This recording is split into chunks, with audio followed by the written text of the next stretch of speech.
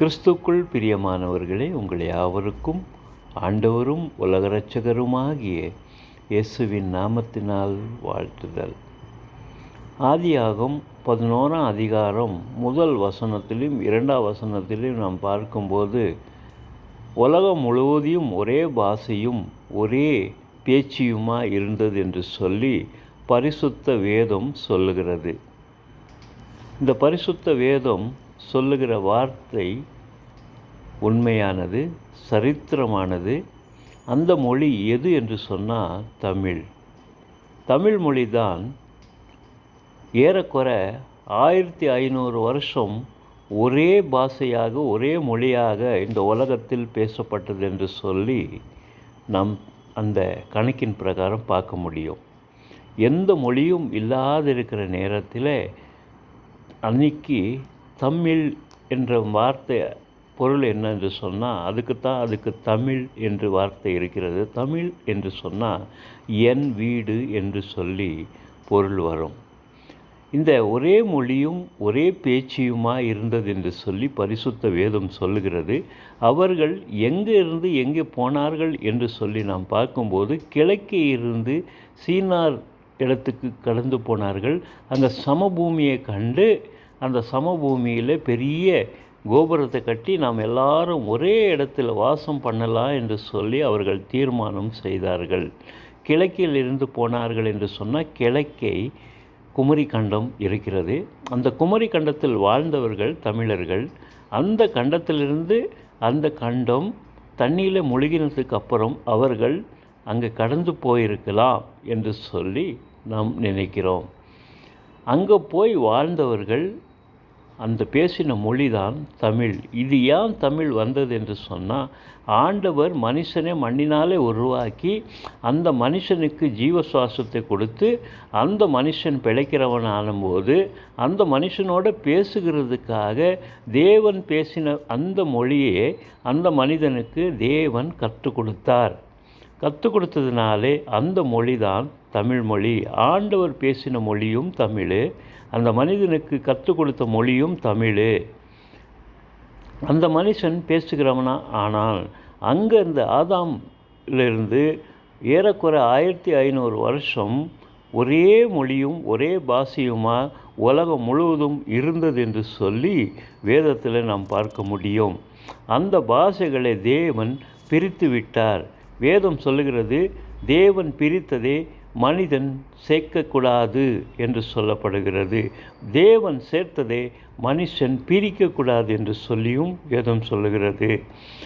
அந்த ஒரே மொழி உலகம் முழுவதும் இருந்தது என்று சொல்லி நாம் பார்க்கிறோம்.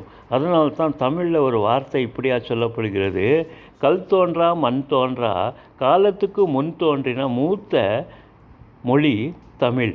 மூத்த கொடி என்று வரும், மூத்த மொழி தமிழ் என்று சொல்லி ஒரு வார்த்தையும் தமிழ் இருக்கிறது.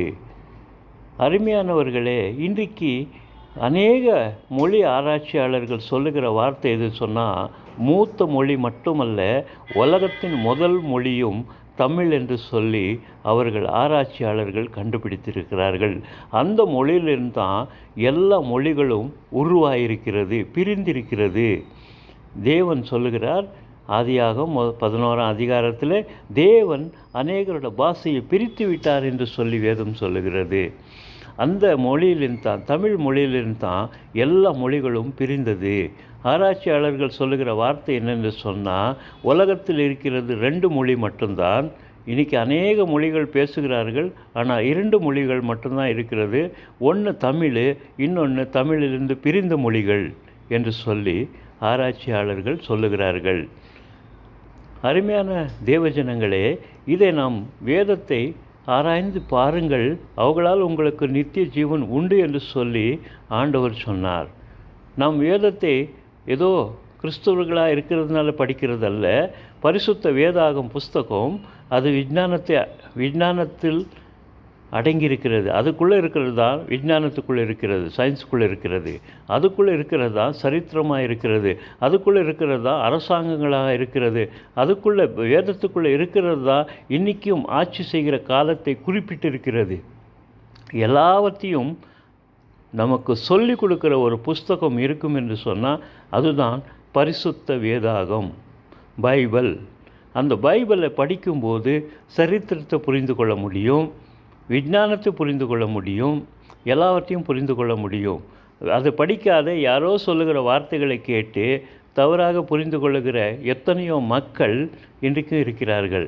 விஞ்ஞானத்தின் அடிப்படையில் நிலம் எப்படி இருக்கிறது, பூமி எப்படி இருக்கிறது, தண்ணி, கடல் தண்ணி எப்படி மழையாக வருகிறது, எல்லாமே பரிசுத்த வேதம் நமக்கு சொல்லி கொடுக்கிறது.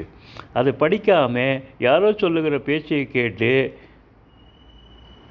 கிறிஸ்துவத்தை சொன்னால் இயேசுவை வேண்டாம் என்று ஒதுக்குற ஜனங்கள் இன்றைக்கு இருக்கிறார்கள்.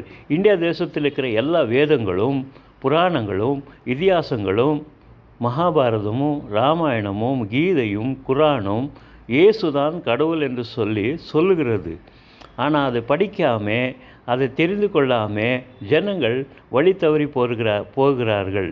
வேதம் சொல்லுகிறது, பரிசுத்த வேதம், நீங்கள் ஒரு இடத்துல நின்று உங்கள் ஆத்துமாவுக்கு இளைப்பாறுதல் வழியில் நீங்கள் நடங்கள் என்று சொல்லி வேதம் சொல்லுகிறது. எல்லாவற்றையும் ஆராய்ந்து பாருங்கள், உண்மையானது எதுவோ அதையே நீங்கள் பிடித்து கொள்ளுங்கள் என்று சொல்லி வேதம் சொல்லுகிறது. அருமையான தேவஜனங்களே, நீங்கள் சத்தியத்தை அறியுங்கள், சத்தியம் உங்களை விடுதலை ஆக்கும் என்று சொல்லி பரிசுத்த வேதம் சொல்லுகிறது. அந்த சத்தியம் இயேசுதான் சத்தியமானவர். அசுத்தோமா சத்கமயா, தமசோமா ஜோதிர்கமயா, முர்த்தியோமா அமர்தங்கமயா. ஓம் சாந்தி சாந்தி சாந்தி.